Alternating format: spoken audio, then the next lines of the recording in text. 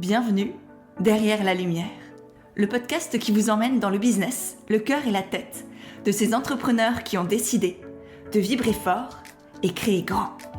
Je suis Pêche, coach et consultante des entrepreneurs de demain et hôte de ce podcast qui vous embarque dans les coulisses de l'entrepreneuriat. À travers des conversations vraies et humaines, pleines de secousses d'esprit et de conseils concrets pour avancer.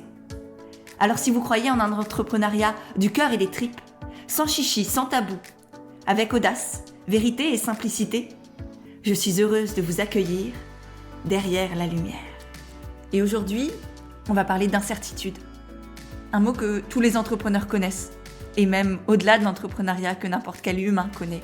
Mais c'est vrai que dans l'entrepreneuriat, on est quand même déprivilégiés dans ce domaine, parce que chaque jour, chaque heure, chaque choix, chaque décision, chaque stratégie que l'on met en place est doté de son lot d'incertitudes. Et même si on le sait, qu'on a signé pour ça, entre guillemets, c'est pas toujours facile à vivre. Et d'autant plus quand l'incertitude, elle n'est pas juste vouée à est-ce que mon post Instagram va marcher ou pas, mais plus est-ce que mon entreprise va continuer de fonctionner? Est-ce que je suis toujours animée par ce que je fais? Est-ce que je vais dans la bonne direction? Pour moi, pas tant pour les autres ou pour le marché, mais pour moi aussi d'abord. Et ça, c'est des grandes questions qu'on a tendance à fuir pour ne pas s'y confronter parce que ça demande du courage de se poser des questions. Et en même temps, comme je l'écrivais ce matin sur Instagram en préparant cet épisode, derrière toutes les questions qu'on évite se trouvent les grands changements que l'on recherche. Et aujourd'hui, avec vous, ensemble, j'ai décidé de plonger dans cette thématique de l'incertitude, de pourquoi elle nous fait tant peur. Qu'est-ce que philosophiquement ça veut dire de nous? Qu'est-ce que psychologiquement aussi on peut aller comprendre de soi pour peut-être mieux l'accueillir, mieux la gérer, en faire simplement un bout du chemin. Ça fait partie de l'aventure, c'est un compagnon de route de l'entrepreneuriat. Et comment, mine de rien et malgré tout, avancer avec elle en faisant les meilleurs choix possibles. Et juste avant de plonger dans ce sujet, si ça fait plusieurs fois que vous écoutez le podcast et que vous n'êtes toujours pas abonné, pensez à le faire, c'est le moment parfait. Et puis comme d'habitude, si vous êtes abonné et que vous savez déjà que l'épisode va vous plaire, pensez à le partager, là, maintenant, pendant que vous m'écoutez, que ce soit à une amie qui est empreint d'incertitude et qui a peut-être tendance à être bloquée par ça, ou bien simplement à votre communauté sur Instagram. Il y en a plein, certainement, qui ont cette tergiversation. Et du coup, en leur partageant l'épisode, vous leur permettrez aussi d'avancer là-dedans. Et puis, évidemment, c'est aussi un très beau soutien pour mon travail.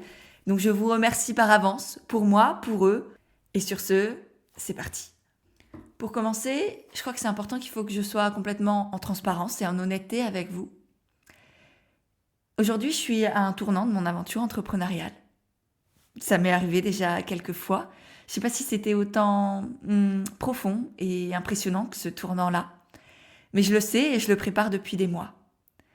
Et même quand on a des années d'expérience, d'entrepreneuriat et d'accompagnement derrière soi, une stratégie qui est bien établie et dans laquelle on a confiance, eh bien l'incertitude, le doute, les peurs restent. Et ces moments-là, que l'on soit au plus haut de notre succès, comme on pourrait croire que c'est mon cas, elle a sorti un livre, elle a plein d'abonnés sur Instagram, dans sa newsletter, elle fait plein de trucs, elle est partout, elle a des super clients. Ça n'empêche que l'incertitude, elle est là. Tout comme elle est là quand on est dans un creux de vague, qu'on a peut-être moins de clients, moins de demandes, qu'on est dans des doutes existentiels et qu'on est complètement perdu parce qu'on ne s'est pas encore posé toutes ces questions. Et puis elle est là aussi évidemment quand on se lance dans son activité, quand on est à 2 doigts de fermer sa société. C'est des moments de vie qui sont très compliqués. Et même si là, au moment où j'enregistre, on est en septembre 2025, c'est la rentrée, et du coup, il y a cette énergie, parfois presque cette pression, au renouveau, à l'élan, à des projets, à plein de succès. Et c'est tout ce que je vous souhaite. Mais pour avoir accompagné des dizaines et des dizaines d'entrepreneurs ces dernières années, je peux vous assurer que les projets, le succès, l'envie, la joie n'empêchent pas l'incertitude d'être là. Et cette sensation, elle n'est pas forcément négative. Elle est aussi source de stimulation, d'envie, de stress qui nous pousse à nous dépasser. Mais parfois aussi, elle devient lourde et paralysante. Et d'autant plus Si on est dans une période de notre cycle où on est en introspection ou dans une phase où on doute beaucoup, comme les périodes de la sagesse ou de l'enchanteresse dont on a parlé dans le dernier épisode sur le cycle féminin et comment en faire une force dans l'entrepreneuriat pour effectuer les tâches adéquates au bon moment avec Claudia Ferreira, qui est une experte du sujet. C'était vraiment un épisode passionnant qui vous a beaucoup plu. D'ailleurs, si vous ne l'avez pas encore écouté, je vous le mets en ressources dans les notes de l'épisode. Comme ça, vous pourrez enchaîner avec lui. Vraiment, connaître et comprendre son cycle et adapter son quotidien à partir de lui, c'est pépite et ça change la vie. Bref, ces moments de remise en question, ils sont vraiment pas toujours agréables à ressentir. Et au-delà des facteurs, on va dire psychologiques dont on va parler juste après, il faut aussi prendre en compte les facteurs extérieurs. Non pas pour se déresponsabiliser. Vous me connaissez, vous savez à quel point la valeur responsabilité est importante pour moi. Mais néanmoins, je pense que le dev perso et le développement de l'individualisation ces dernières années / décennies maintenant nous ont aussi conduit à nous surresponsabiliser et du coup ça engendre énormément de culpabilité. Alors, j'ai déjà fait un épisode de podcast complet sur la culpabilité. Si c'est une émotion qui vous traverse régulièrement ou de temps en temps, je vous mets pareil le lien dans la description parce que vraiment, c'est parfois normal de le ressentir. Ça peut nous permettre de mieux nous comprendre. Et en même temps, je sais que personnellement, la plupart du temps, ça me donne juste envie de me mettre dans mon canapé sous une couverture avec un chocolat chaud et des paquets de cookies. Voilà, c'est pas super agréable. Donc si jamais c'est votre cas, je pense que le podcast vous aidera aussi beaucoup. Tout ça pour dire que c'est aussi important de là comprendre qu'on est dans une période instable, que ce soit au niveau de la politique française, où on a un gouvernement qui change tous les 4 matins, des premiers ministres, présidents qui, le peuple, on s'en cogne. Bref, je vais pas rentrer dans des débats politiques parce que c'est pas du tout l'idée du podcast, mais néanmoins, ça crée un climat de méfiance totale. Ajoutons à ça une économie française et mondiale qui fluctue dans tous les sens. Et ajoutons à cela une ambiance géopolitique faite de guerres un peu partout, de catastrophes naturelles dues au changement climatique, qui fait que, mine de rien, la population et les gens, l'incertitude et le stress qu'on vit dans nos quotidiens d'humains et dans nos activités d'entrepreneurs est quand même décuplé par cet environnement. D'où personnellement mon choix d'évidemment rester au fait de l'actualité, mais de pas me nourrir de journaux et de news constamment parce que, 1, ça me sort de ma productivité et de ce qui compte vraiment pour moi, et 2, ça me mine le moral et ça renforce encore plus l'incertitude que je peux ressentir dans ma petite vie d'humaine. Donc, premier facteur à prendre en compte. Deuxième facteur, c'est un facteur psychologique qui est dû à notre qualité d'être humain, justement, qui fait que notre cerveau déteste l'incertitude. Et ça crée du coup en lui un stress cognitif. Il préfère avoir une mauvaise nouvelle claire qu'une situation floue dans laquelle il ne sait pas et surtout, il a l'impression de manquer de contrôle constamment. Ce qui explique pourquoi, en tant qu'entrepreneur, on peut se sentir un peu en tension, même si objectivement tout va bien. Parce qu'en fait, on ne contrôle pas. Et du coup, ça nous pousse à vouloir contrôler absolument tout et n'importe quoi, parfois dans notre vie, que ce soit nos habitudes, notre alimentation, nos relations, ce qui se passe, notre planning, notre calendrier. Et moi, je sais que j'ai énormément travaillé là-dessus parce que je sentais que l'incertitude et de l'environnement et de moi-même dans mon entreprise me poussait à vouloir tout contrôler dans ma vie et m'empêcher de vivre vraiment. M'empêcher de sortir entre amis alors que c'était pas prévu, m'empêcher de vivre des aventures et des voyages parce que je me trouvais une excuse X ou Y, ah mais j'ai pas le temps, ah mais je dois travailler, ah mais patati patata. Et en fait cet été, je me suis lâché la grappe. Et je pense que vous l'avez suivi, que ce soit sur Instagram ou dans ma newsletter. Et du coup, j'ai appris à empêcher le contrôle de me contrôler. Parce que mine de rien, au bout d'un moment, quand on est tout le temps dans ce besoin et cette recherche de contrôle, c'est ce besoin de contrôle qui nous contrôle. Et vraiment, je vous invite aussi à décortiquer, vous regarder d'un peu plus haut et voir si vous aussi, votre besoin de contrôle vous contrôle et essayer de le remettre à sa place, tout simplement, et de vous laisser porter par la vie parce qu'on ne la contrôle pas, cette vie. Et que, en fait, le meilleur contrôle qu'on puisse avoir, c'est de ne pas le chercher et de se faire confiance à soi et de faire confiance à la vie pour nous guider. Et troisième réflexion que je trouvais intéressante à vous partager, avant de passer à des conseils beaucoup plus concrets de comment traverser l'incertitude, c'est de vous parler un peu de philosophie. Vous savez que c'est un domaine qui me plaît beaucoup, que j'ai longtemps étudié et que je vous glisse de temps en temps aussi d'ailleurs dans la newsletter des coups de pêche. C'est qu'en philosophie, on voit souvent l'idée que l'incertitude, c'est le revers de la liberté. C'est l'autre face de la pièce liberté. Et dans l'entrepreneuriat, pour beaucoup, on est avide de liberté.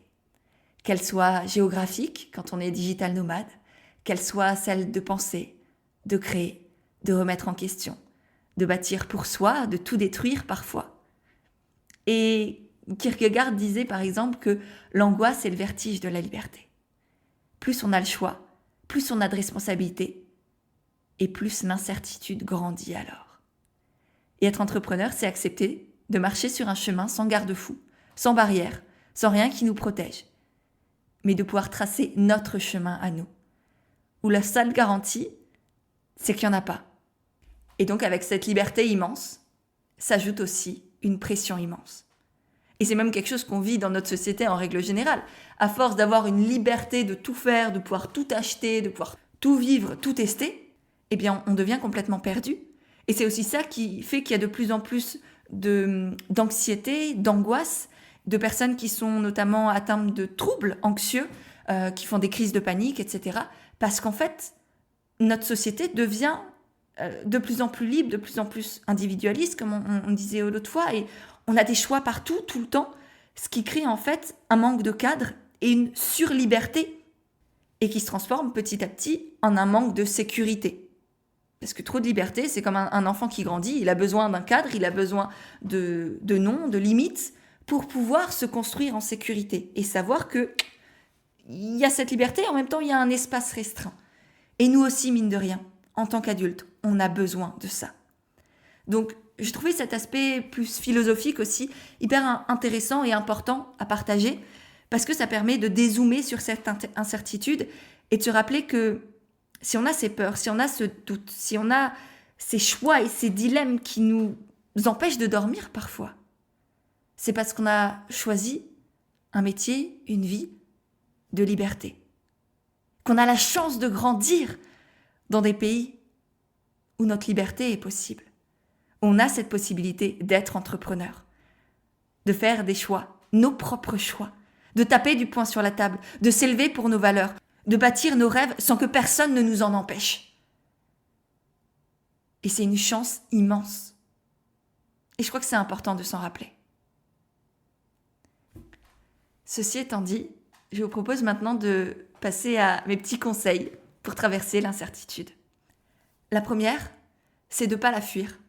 Et de ne pas juste faire de la psychologie positive, comme si tout allait bien, une espèce de positivisme forcé, où je vois juste le verre tout le temps plein, et je pense positif, et tout va bien se passer, et je vais tout défoncer, et nier complètement les obstacles, les difficultés, les soucis qu'on va rencontrer. L'incertitude, elle disparaît pas quand on ne la regarde pas. Au contraire, elle grandit parfois et on se retrouve juste à s'écraser contre un mur qu'on n'avait pas voulu voir, alors que si on avait accepté d'y faire face, on aurait pu arriver devant et trouver une solution. Donc l'incertitude, tout comme la peur, elle se traverse.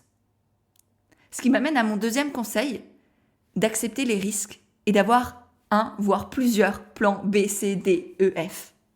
Parce que l'incertitude, elle n'est pas synonyme d'impuissance. Bien au contraire. Elle nous permet d'aller chercher en nous nos capacités, notre confiance en nous, de créer de la fierté aussi, d'avoir osé, d'avoir continué, de s'être relevé. Et on peut prendre des risques en conscience en préparant justement des alternatives.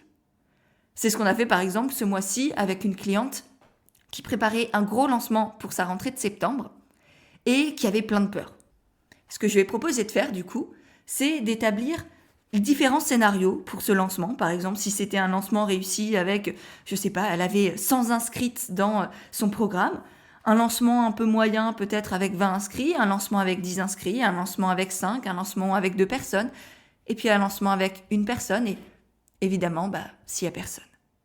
Et du coup, on a balayé tous ces scénarios-là, et on s'est projeté dans qu'est-ce qu'elle pourrait faire, comment est-ce qu'elle pourrait réagir dans chacun des cas.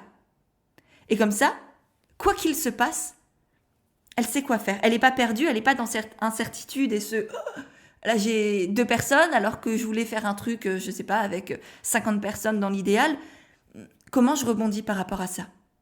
Et du coup, ça évite de le vivre comme un échec. C'est juste un des scénarios possibles. Dans mon histoire, je suis un metteur en scène, mais j'avais pas la fin. Et puis ok, la vie et les gens décident pour moi de la fin de cette histoire.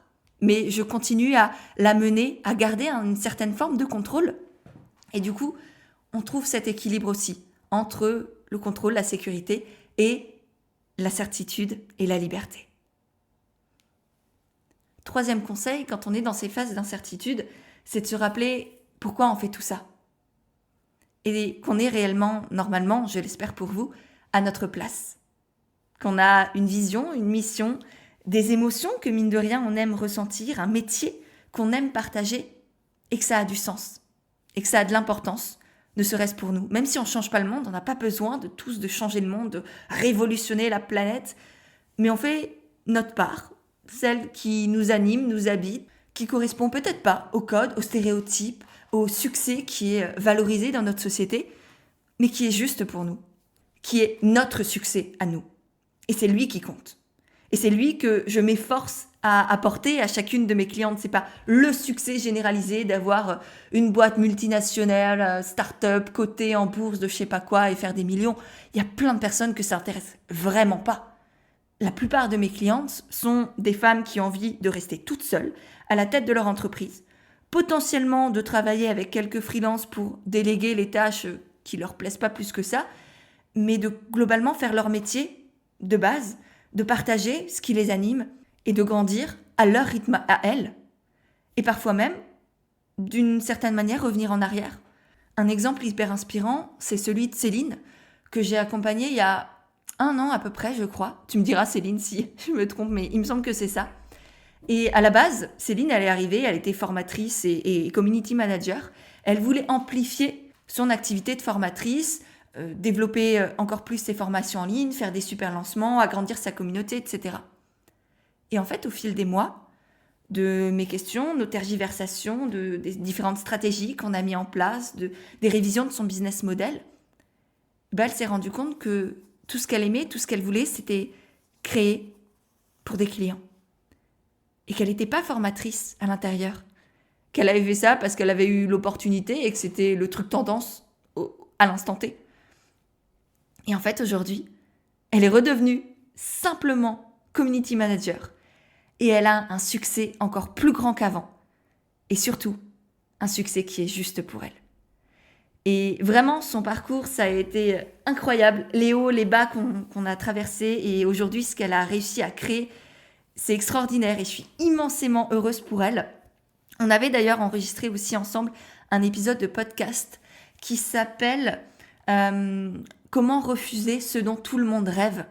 Je vous le mets aussi dans la description de cet épisode parce que vous allez voir, c'est une femme extraordinaire, très inspirante et j'espère qu'elle vous permettra du coup à vous aussi de reconnecter à votre succès.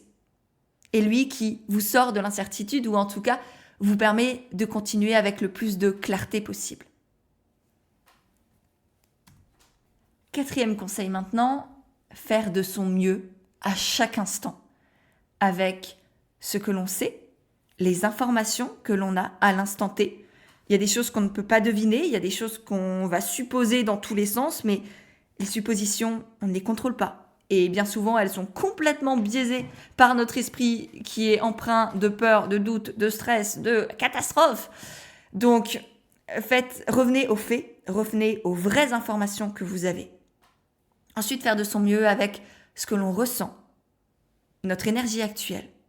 Parfois, on est dans des phases où On a l'énergie d'un bulldozer, on peut tout défoncer, tout créer, tout, voilà. On y va. Et ouais, le doute, l'incertitude, mais c'est pas grave, ça nous arrête pas.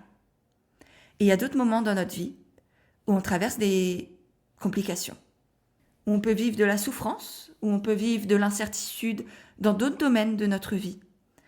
Et tout ça, ça amplifie encore plus, évidemment, l'incertitude qu'on ressent dans notre entreprise. Et dans ces cas-là, c'est pas le moment de faire des folies, de prendre des risques. C'est peut-être le moment de simplifier votre activité, de revenir à l'essentiel, de tabler sur ce qui vous plaît, ce qui vous anime, ce qui fonctionne.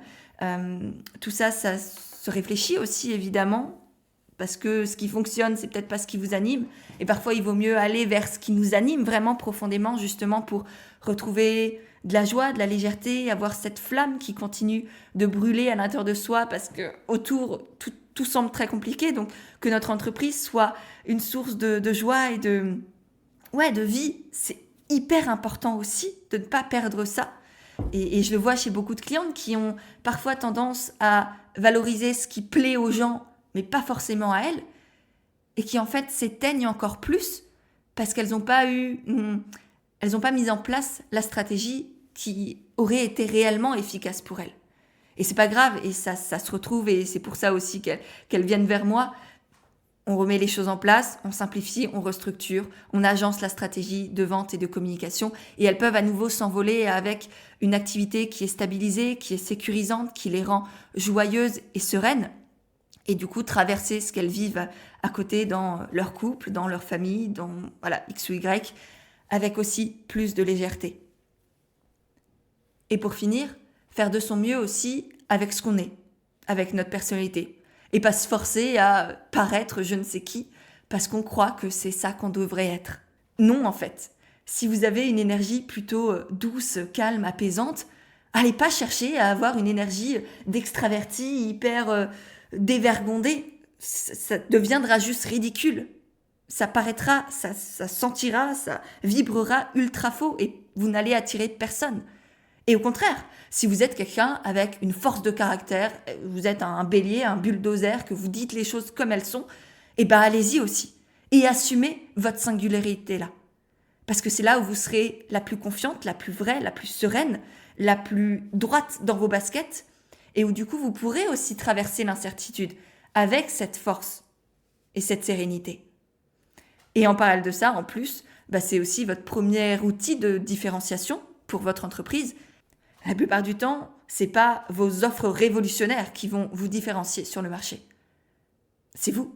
C'est votre personnalité, c'est votre énergie, c'est vos valeurs, c'est vos engagements. Et tout ça, c'est important de l'amplifier, de l'assumer, et non pas d'essayer de le cacher, de le nier, de le minimiser, de jouer je ne sais pas quel jeu. Vraiment.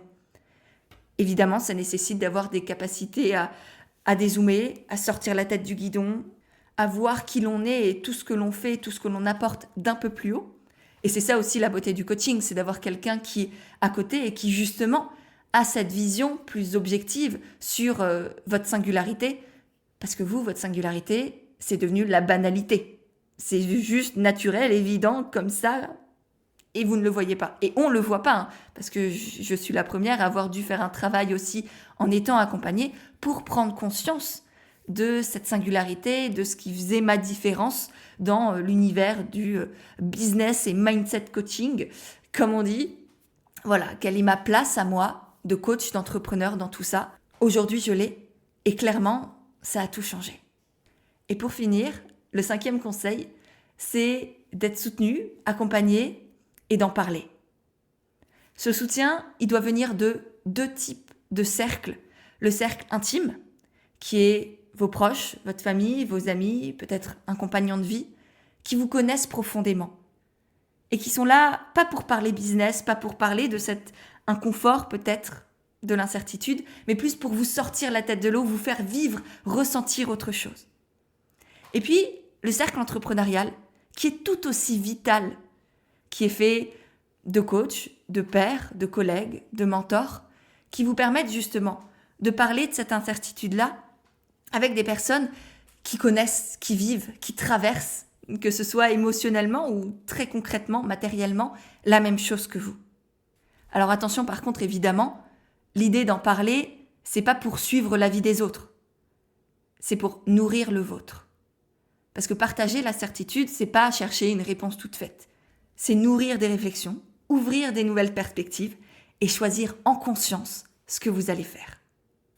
Et pour vous partager quelque chose de plus personnel, ça m'a fait énormément de bien ces derniers mois d'avoir évidemment des amis de la famille à côté pour me sortir de tout ça, mais aussi et surtout d'avoir ma coach qui était là dès que j'en avais besoin, quasiment au quotidien, en tout cas dès que j'avais des doutes, des questionnements, des besoins de brainstormer sur les choses pour pouvoir échanger dessus.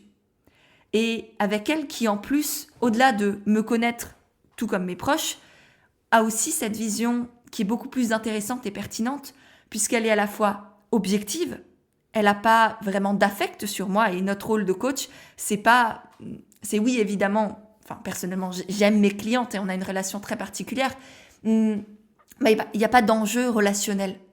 Vous voyez, comme un ami ou comme un membre de votre famille, il ne peut pas vous dire les choses comme un coach va vous les dire.